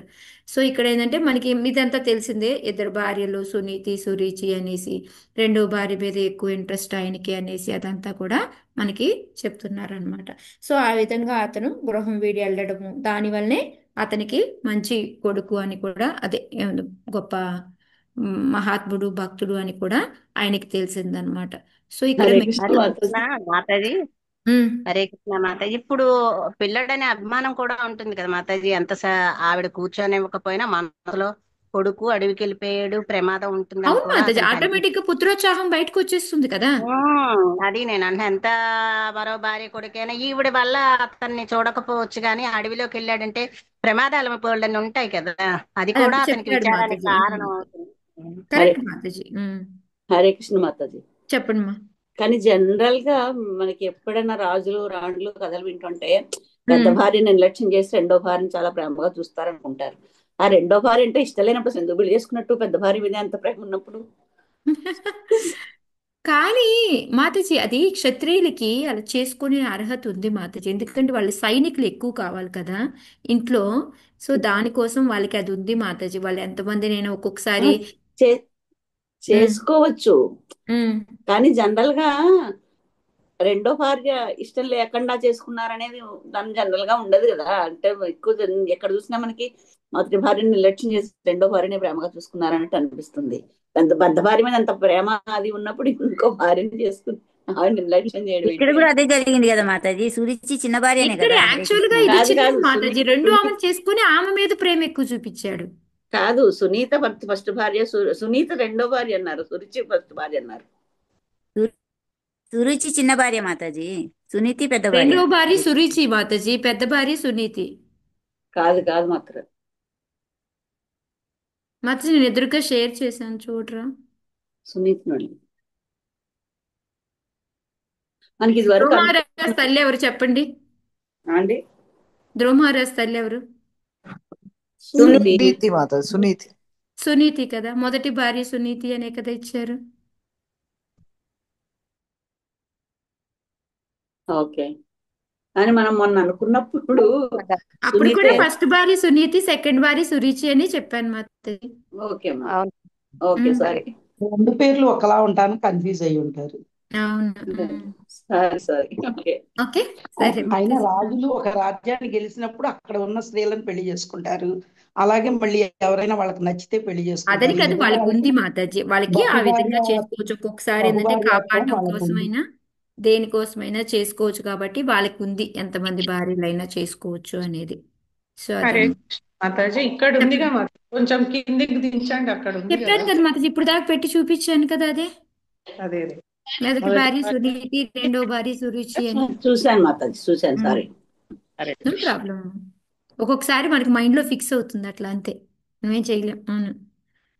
హరే కృష్ణ మాతాజీ. ఒకసారి పిల్లలు కూడా ఎగ్జాంపుల్ తీసుకుంటాం మాతాజీ. మన మన పిల్లలే, కానీ ఒక పిల్లలంటే ఇష్టం ఉంటది, ఇష్టం కొందరంటే అది భార్యల గురించి తను చెప్పినప్పుడు నాకు అట్లా అనిపించింది మాతాజీ.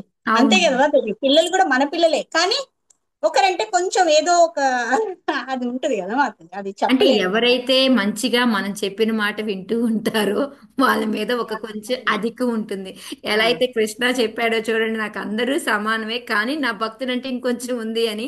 ఆ విధంగా ఏంటంటే అది సర్వసాధారణం. మనం చెప్పింది మనం అలా వింటూ ఉంటే కొంచెం మనకు ఆటోమేటిక్గా వాళ్ళ మీద ఒక పిసరు ఎక్కువ ఉంటుంది అనమాట. మనం ఎంతసేపు రెండు కళ్ళు రెండు నాకు పిల్లలు అని చెప్పినా ఒక్కొక్కసారి అంటే కొంచెం ఓకే, ఒక్కొక్కసారి ఏంటంటే మరీ అమాయకంగా ఉన్నారనుకోండి, వాళ్ళ మీద ఇంకొంచెం చూపిస్తాం ప్రేమ మనం.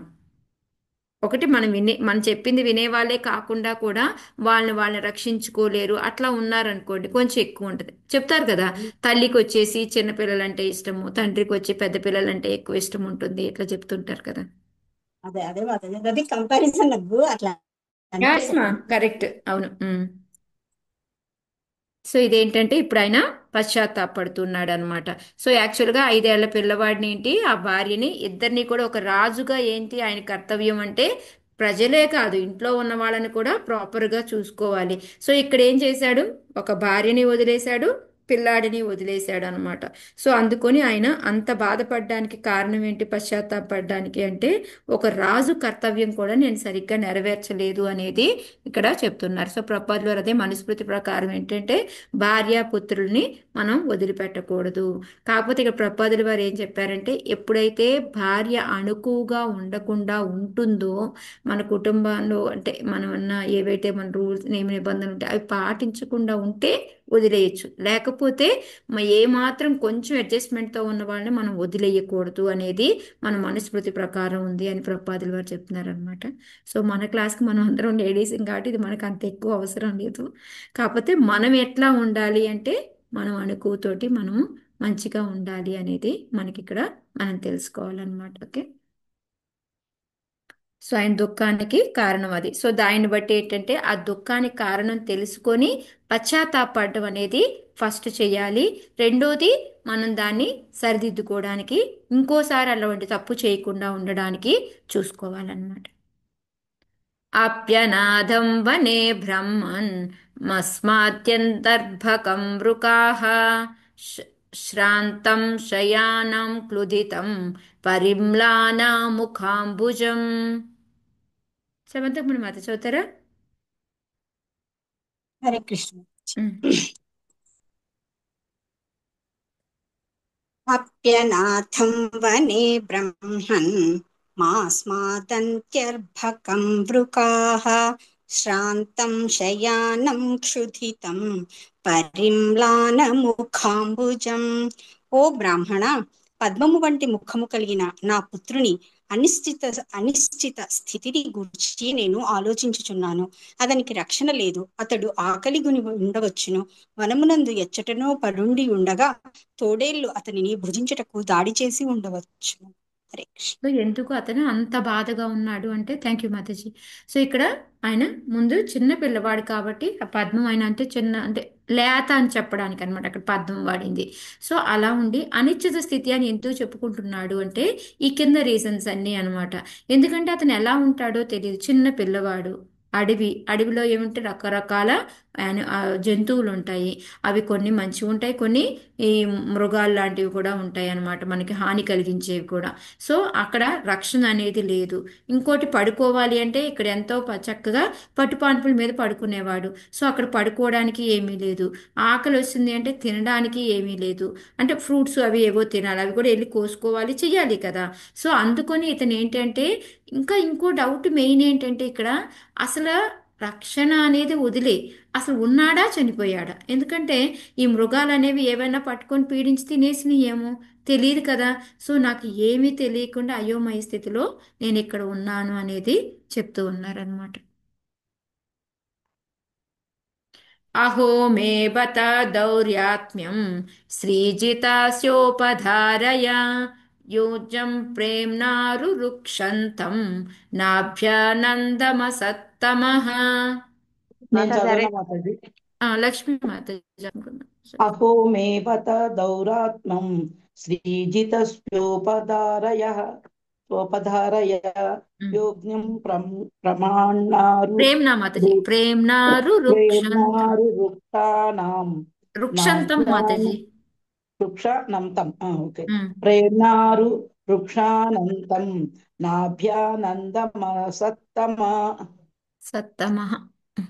సత్తమః. అహో నేనెట్లు భార్యకు వసుడనైతినో చూడుడు. నేనెంతటి క్రూరుడను. ప్రేమతో పిల్లవాడు నా వడిలోకి చేర యత్నించినప్పుడు నేను అతనిని ఆదరించలేదు. కనీసము క్షణకాలము ప్రేమగా వెన్ను తట్టలేదు. ఎంత కఠిన హృదయుడనై. హరే కృష్ణ. సో ఎందుకంటే మళ్ళీ కూడా ఎప్పుడైతే నా పిల్లవాడిని ఎవరైనా తినేసిందేమో అనేసి వచ్చినప్పుడు ఇంకా భావోద్వేగం ఎక్కువైపోయింది అనమాట ఆయనకి. అప్పుడు ఇంకా మళ్ళీ తెలుసుకున్నాడు, చిచ్చి నేను ఎంత తప్పు చేశాను, నేను ఎంత క్రూరంగా బిహేవ్ చేశాను అనేది చెప్తూ ఉన్నాడు అనమాట. పిల్లవాడు చక్కగా వస్తే ఇంకా ఓకే, కూర్చోబెట్టుకోకపోయినా ఓకేలే నాన్న అని చెయ్యేసి నిమిరినా కూడా ఆనందపడతారు కదా. మనం ఇప్పుడు చూడండి, మనం ఓకే వెళ్ళి మనం పక్కన కూర్చొని ఓదార్చకపోయినా ఒక చెయ్యేశారనుకోండి మన మీద, మన బాధలో ఉన్నప్పుడు ఓదార్పుగా ఉంటుందా ఉండదా మనకి? ఉంటుంది చాలా ఓకే. వాళ్ళు ఏమి మాట్లాడక్కర్లేదు, చెయ్యక్కర్లేదు, ఏం పర్లేదు నాన్న అని ఒక చెయ్యి మన మీద వేస్తే చాలు ఎంతో ఆదరణ దొరికినంత ఫీల్ అవుతుంటాం అనమాట. సో ఇక్కడ ఏంటంటే అలా నేను ఆ మాత్రం కూడా ఒక చిన్నగా ఒక వెన్ను తట్టడం కూడా చెయ్యలేకపోయాను. ఎంత కఠిన హృదయం, కూర్చోబెట్టుకపోతే పోయింది, సో ఈ పని కూడా చేయలేకపోయాను అని చెప్పేసి. అది కూడా ఏంటి ఎక్కువసేపు అంటే క్షణకాలం కూడా చేయలేదు నేను. ఓకే నో ప్రాబ్లం నాన్న ఇలా అని చెప్పేసి ఇప్పుడు నా ఏడిని కూర్చోబెట్టుకుంటానులేనైనా రేపు నేను కూర్చోబెట్టుకుంటాను అని అంటే ఏమవుతుంది, ఆనందంగా ఉండేవాడు కదా. సో అలా కూడా చెయ్యలేదు అనేసి అతనికి అతను బాధపడుతూ ఉన్నాడు అనమాట. సో అంత బాధని పశ్చాత్తాపడడం చూసిన తర్వాత ఇప్పుడు నారదులు వారు ఏం చెప్తున్నారు అనేది మనం చూద్దాం. నారద ఉవాచ మామా శుచస్వతనయం దేవగుప్తం విశాంపతే తత్ప్రభావమవిజ్ఞాయ ప్రావృగే యద్యసో జగత్. హరే కృష్ణ మాతాజీ. హరే కృష్ణ మాతాజీ. చదవాలా మాతాజీ? చదవండి. నెక్స్ట్ లోక ఇందిరా మాతాజీ మీరు చదువుతారు. హరే కృష్ణ. నారదువాచ మమా శుచం సత్వనయం శుచస్వతనయం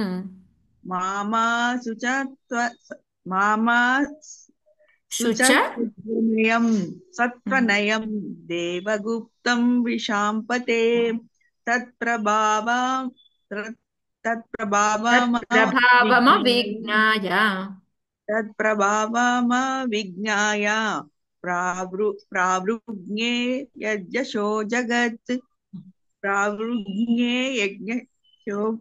హరే కృష్ణ. దేవర్షి నారదుడు ఇట్లు పలికిను, ఓ రాజా, నీ కుమారుని గూర్చి విచారింపకము. అతడు దేవదేవునిచే చక్కగా రక్షింపబడుచున్నాడు. అతని ప్రభావమును నీవు తెలుసుకొనలేకున్నను వాని యశస్సు జగమంతయు ఇదివరకే వ్యాపించినది. హరే కృష్ణ మాతాజీ. రాజా నీ కుమారు నువ్వు అంత బాధపడాల్సిన పని లేదయ్యా, ఎందుకంటే అతను దేవదేవుడి చేతి చక్కగా రక్షింపబడుచున్నాడు అనేసి. ఎలా అంటారు దేవదేవుడి చేతి ఎందుకు రక్షింపబడుతున్నాడు? తన కోసం నారదుడు రక్షించడానికి చెప్తారా వెళ్ళాడు కాబట్టి అతనే అతని దేవుడు అక్కడ వదిలేడు అలాగా రక్షిస్తాడు అలాంటి వాళ్ళని ఎందుకంటే అతను భక్తిలో ఉన్నాడు. భక్తిలో సో ఉన్నాడు. అతను ఈ యాక్చువల్గా ఎందుకు అంత ఖచ్చితంగా నారదుల వారు చెప్తున్నారు అంటే, ఎవరు చెప్తే వచ్చారు ఆయన ఇక్కడికి ధ్రువుడి దగ్గరికి? తల్లి చెప్తే వచ్చాడు మాతాజీ. ఫస్ట్ ఆయన నమ్మకం ఎక్కువ ఉంది మాతాజీ అక్కడ. భగవంతుడే పంపించాడు. భగవంతుడు చెప్తే భగవంతుడే వచ్చాడు. పంపించాడు. సో భగవంతుడు పంపించారు. పంపించాడు అంటే భగవంతుడు చూసుకుంటూ ఉంటాడు కదా. సో అందుకని దేవదేవి నుంచి చక్కగా రక్షింపబడుతున్నాడు అని చెప్పి చెప్తున్నాడు అనమాట. ఎట్లా తెలిసింది?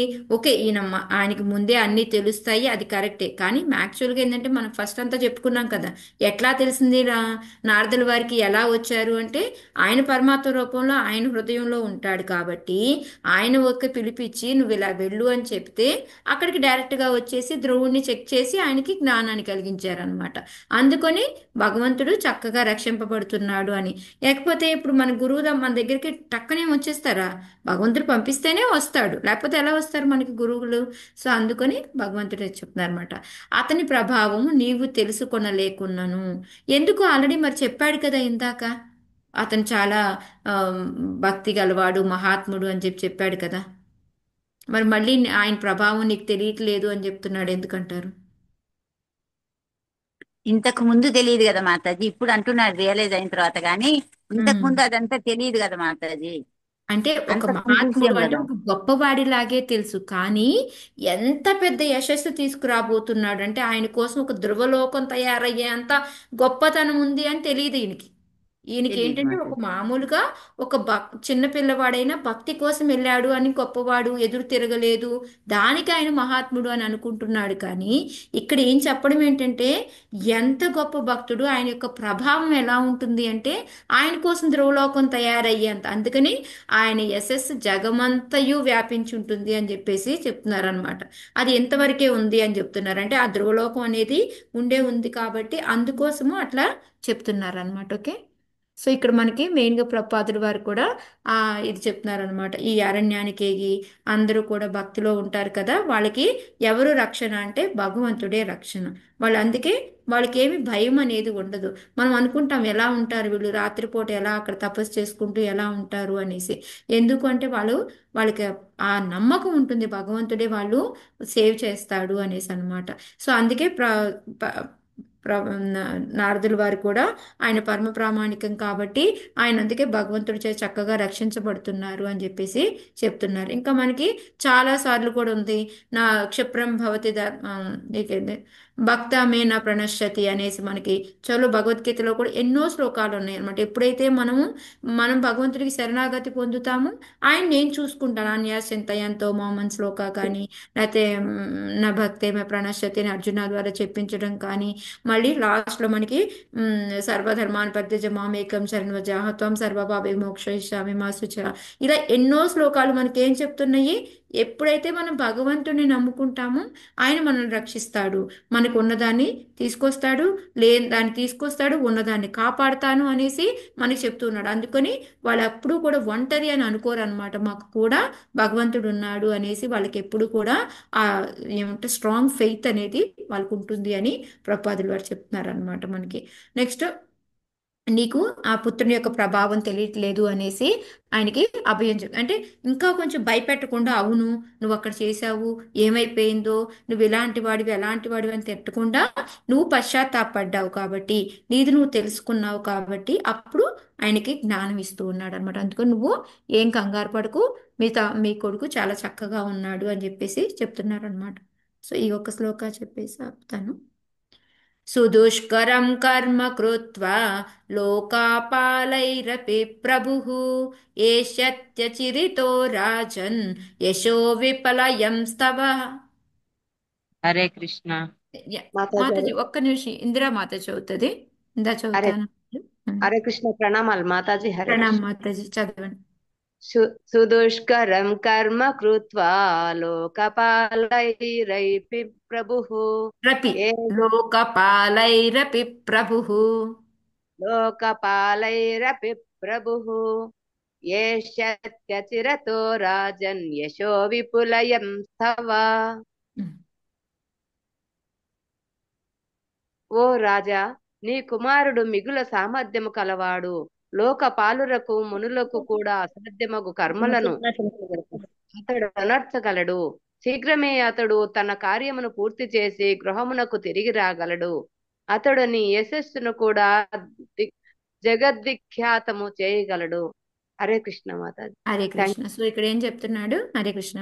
సో నీ కుమారుడు ఏంటి అంటే ఎందుకంటే అది ఎంతో మంది మనం ముందు శ్లోకాల్లో కూడా చెప్పారు, ఇలాంటి భక్తి తపస్సు చేసుకోవడానికి అనేది అది ఎంత పెద్ద పెద్ద వాళ్ళు చేసి కూడా వాళ్ళకి భగవత్ అనుభూతి అనేది కలగలేదు. కానీ నీ కొడుకు కలగబోతున్నది, ఆయనకి ముందే తెలుసు కాబట్టి అందుకని చెప్తున్నారు. ఇప్పుడు ఎంత సామర్థ్యం ఉంది అంటే మిగతా ఎవరికి పెద్ద పెద్ద వాళ్ళకి మునులకు కూడా అసాధ్యమైన పని కూడా అతను చేస్తున్నారనమాట. అందుకే మనకి ఎప్పుడైతే భగవంతుడి యొక్క కృప ఉంటుందో ఎలాంటి అసాధ్యమైన పని కూడా మనము చేసి చూపించగలం అనమాట.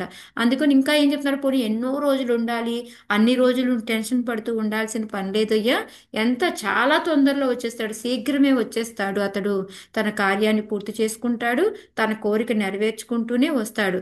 వచ్చి ఇంకా ఏంటి అంటే అతడి యొక్క యశస్సు వలన ఏంటంటే నీది కూడా పేరు పెట్టారు. ఎప్పుడైతే మనం ధ్రువుని గుర్తు తెచ్చుకుంటామో ఆటోమేటిక్గా తండ్రిని గుర్తు తెచ్చుకుంటున్నామా లేదా ఈ స్టోరీలో? సో ఆ విధంగా ఏంటంటే నీ యశస్సు కూడా పెరుగుతుంది, కొడుకుతో పాటు నీది కూడా పెరుగుతుంది, నీకు కూడా మొత్తం అంతా వస్తుంది అనేసి చెప్తూ ఉన్నారనమాట. ఇక్కడ ప్రపాదుల వారు ఏంటంటే నారదముని ధ్రువ మహారాజుని ప్రభు అని వాడుతున్నారు అనమాట. ఎందుకు అంటే ప్రభు అంటే మనకి భగవంతుడితో సంబంధం ఉన్న వాళ్ళని ప్రభు అని చెప్తుంటారు అనమాట. సో అందుకని ఏంటంటే ఒక్కొక్కసారి మనం ఈ ప్రభుపాదుల వారిని ఇది కూడా మన గురువు గారిని కూడా మనము అలాగా ప్రభు అని వాడతాం, ఎందుకంటే భగవంతుడితోటి వాళ్ళకి సంబంధం ఉంటుంది అని చెప్పి అనమాట. అందుకని ఒక్కొక్కసారి మనము గురువుని ఏ విధంగా తీసుకుంటాము? భగవంతుడితో సమానంగా అనుకుంటామా లేదా? అనుకుంటాం మాతాజీ, మనం అనుకోవచ్చు. మనం అనుకోవచ్చు, బట్ కానీ వాళ్ళు అనుకోరు. గురువులు ఎప్పుడు కూడా భగవంతుడితో సమానం అనుకోరు. కానీ మనం ఏంటంటే వాళ్ళు కూడా భగవంతుడి యొక్క ప్రతినిధులు అనమాట వాళ్ళు. సో వాళ్ళు దాన్ని అందుకొని వాళ్ళని ప్రభు అని పిలుస్తూ ఉంటాం. ఇక్కడ ధ్రువ మహారాజ్ కూడా ఏంటి అంటే ప్రభు అనే పిలిచారనమాట నారదముని. ఎందుకంటే ఆయన కూడా మనకి ముందు మనకి ఇప్పుడు ఈయన ద్వారా ఎలా తపస్సు చేయాలి, తపస్సు చేసిన తర్వాత ఆయన చేసే ప్రేయర్స్ వలన మనకి ఎన్నో లెసన్స్ అనమాట. సో అందువలన ఆయన్ని కూడా ప్రభు అని చెప్పి పిలుస్తున్నారు. ఒక్కొక్కసారి ఆ ప్రభు అనే దానికి ఏంటంటే ఇంద్రియాలని నియంత్రించిన వాళ్ళను కూడా మనం ప్రభు అని చెప్తుంటారు. అందుకని ఇక్కడ ఆయన ప్రభు అని పిలిచారు అని చెప్పేసి చెప్పారు. ఇంకోటి సుదుష్కరం అనే పదం అనమాట. అదేంటంటే అతి కష్టమైన పనులు అనమాట. అసాధారణమైన పని అని ఉంది కదా. సో ధ్రువుడు చేపట్టింది అంత ఈజీ అయిందా? 5 ఏళ్ల పిల్లాడు వెళ్ళి అరణ్యంలో ఉండడం, ఏ మూలికలు అయి తినడం. మామూలుగానే మనము ఏకాదశి వచ్చింది అనుకోండి, ఏకాదశి అయిన మరుసటి రోజు కోసం వెయిట్ చేస్తామా లేదా అన్ని తినొచ్చు అనేసి. మామూలుగా ఇంకేంటి ఏకాదశి రోజు తినగలిగిన తింటూ కూడా అమ్మో రేపు ఎప్పుడు వచ్చేసిద్ది, అన్నం తినాలి అని ఎదురు చూస్తూ ఉంటాం. అలాంటిది 5 ఏళ్ల పిల్లవాడు వెళ్ళి ఆ ఇంద్రియాలన్నింటినీ కంట్రోల్లో పెట్టుకొని తినకుండా ఏ పండో పలమో దొరికింది తీసుకొని తిని ఉండడం అనేది ఈజీ అయిన టాస్క్ అది. సరే ధ్యానం దాకా వదిలేయండి, మిగతా చూస్తేనే అదే చాలా కష్టమైంది అనమాట. సో ఇక్కడ ప్రపాదుల వారు అసలు అన్నిటికన్నా కష్టమైన పని ఏంటి అంటే భగవంతుడిని తృప్తిపరచడం అనేది అతి కష్టమైన, నిజంగా అతి కష్టం అంటారు మాతాజీ? మాతాజీ ఇంట్లో 3 పూట్ల తింటేనే ఇంత కష్టపడుతున్నాము, ఇంకా ఏం తిండి అది లేకుండా కాదు మాతాజీ, ఇక్కడ ప్రపాదులు వారు చెప్తున్నారు అది భగవంతుని తృప్తిపరచడం అనేది అది సంతృప్తి పరచడం అనేది అత్యంత కఠినమైన కార్యం మన జీవితంలో అని చెప్తున్నారు. అవునా? ఎదురుగా ఉన్న వ్యక్తికి అయితే ఏం కావాలో తెలుసుకొని చేస్తాం మాతాజీ. భగవంతుడికి ఏం కావాలో తెలుసుకోవటం అనేది కూడా గురువు ద్వారా తెలుసుకోవాల్సిందే, మనంతటి మనం తెలుసుకోలేము. అది ఓకే మాతాజీ, ఇప్పుడు గురువు ద్వారా తెలిసినా కూడా అది కఠినం అంటారా? మరి ప్రపాదుల వారు మాతాజీ మనం భక్తితో చేసామనుకోండి అది కఠినం కాదు, కానీ ఒకసారి కానీ చెయ్యకపోతే కఠినం కూడాను. భక్తి చేయడం కఠినం కాదు, కానీ భక్తి అనేది చేయడం కూడా కఠినమే. ఎప్పుడైనా మనకి ఆ రుచి మాతాజీ, ఆ రుచి తగిలే వరకు కూడా మనకి అది కఠినంగా అనిపిస్తుంది. మనకి ఆల్రెడీ ఇంతకుముందు కూడా ఒక దాంట్లో వచ్చింది, మీకు గుర్తుందా? ప్రపాదుల వారు భక్తి యోగం అనేది ఎవరైతే భక్తులుగా ఉంటారో వాళ్ళకి చాలా అంటే వాళ్ళకి దాంట్లో ఏముండాలి, అది కఠినం కాకుండా ఉండాలి అంటే శ్రద్ధ ఉండాలి. శ్రద్ధ అనేది నమ్మకం, శరణాగతి. శ్రద్ధ, విశ్వాసం ఇవన్నీ ఉండి మనం కఠినంగా చేసుకుంటే అప్పుడు ఆటోమేటిక్గా అది మనకి ఈజీ అవుతుంది, లేకపోతే అది కష్టతరం అవుతుంది అనమాట.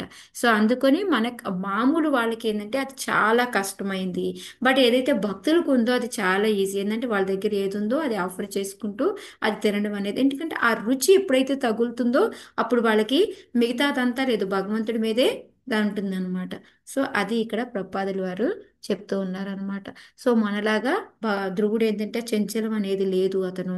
సో అందుకని అతను గ్యారంటీగా భక్తిలో సక్సెస్ అయిపోయి అతి తొందరలో వస్తాడు అని చెప్పేసి ఆయనకి చెప్తూ ఉన్నారనమాట. సో ఇక్కడ మనకి ప్రపాద్ వారి లాస్ట్ లైన్, ప్రతి భక్తుడును ఈ జన్మంలోనే శ్రీకృష్ణ భగవాన్ని సంతృప్తిపరిచి తత్కార్యంచే భగవద్ధామను చేరవాలని కృతనిశ్చయుడు కావలను. సో మనదేంటి, ఇది కఠినము అనుకొని మనం వదిలేయడం కాదు, ఇది నేను ఏ విధంగా అయినా కూడా సాధిస్తాను, నేను భక్తిలోకి వెళ్తాను, భగవంతుడికి నచ్చిన పనులే చేస్తాను అనేసి మనం ఎప్పుడైతే మనం అనుకొని మనం చేస్తామో అప్పుడు మనం ఇంకా ఇంకా అత్యున్నతంగా ముందుకు వెళ్ళిపోతూ ఉంటాము అని చెప్పేసి చెప్తున్నారు.